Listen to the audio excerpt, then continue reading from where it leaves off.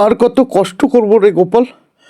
আরে এই জমিতে চাষ করলেও ফসল হয় না, নদীতে মাছও নেই। চিন্তা করিস না লঘু, বনদেবী তো আছে, যারা সৎ মানুষ তাদের দুঃখ দেখেন উনি।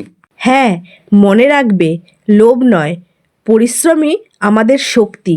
রঘু, কালকের আমরা বনে যাব, অনেক বড় বড় গাছ কাটবো, অনেক টাকা পাবো।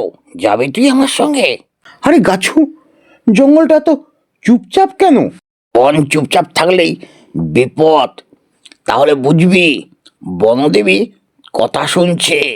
বনদেবী যদি সত্যি শুনে থাকে তাহলে বলি, মা দুটো শুকনো কাঠ চাই।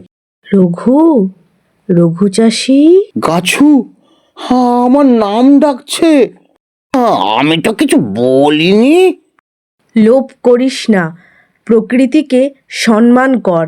মা, হ্যাঁ আমি তো শুধু রান্নার কাঠ চাই। এই যে, কে জঙ্গলে বেশি কথা বলছে? নিয়ম জানো না, জঙ্গলে ঢুকলে ফিস ফিস করে কথা বলতে হয়। মাফ করো মা, ভয়টা না গলা বেশি জোরে বেরিয়ে গেছে। কি গো, মুখটা এমন কেন? আজ জঙ্গলে বনদেবীর আওয়াজ শুনেছি। ওইসবে ভয় পেও না, আগে খাও। আরে না না, এটা স্বপ্ন নয়।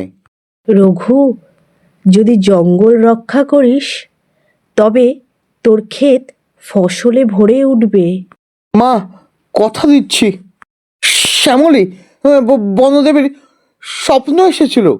তাহলে আর দেরি নয়, আমরা গাছ কাটবো না। এই বন তোমার জীবন বাঁচাবে যদি তুমি বনের জীবন বাঁচাও।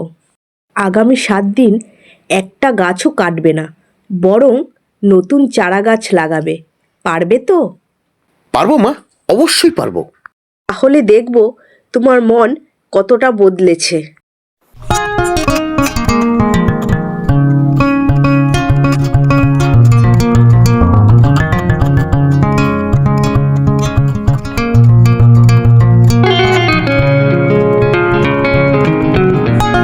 রঘু, তুমি কথা রেখেছ। মা বুঝেছি, বন ছাড়া মানুষ বাঁচে না। তাই আজ থেকে এই বন তোমার রক্ষা করবে। আহা জল! এই জল গ্রামকে বাঁচাবে, কিন্তু মনে রেখো, লোভ করলে সব হারাবে। লঘু, তোর জন্য না গ্রামটা বাঁচল না ভাই, বনদেবীর জন্য ও বনের জন্য। ঠিকই বলেছিস লঘু, আমরা সবাই মিলে এই বনের পাহাড় দেব। যে বন বাঁচায়, বন তার জীবন বাঁচায়। লোভ নয়, ভালোবাসাই প্রকৃত শক্তি।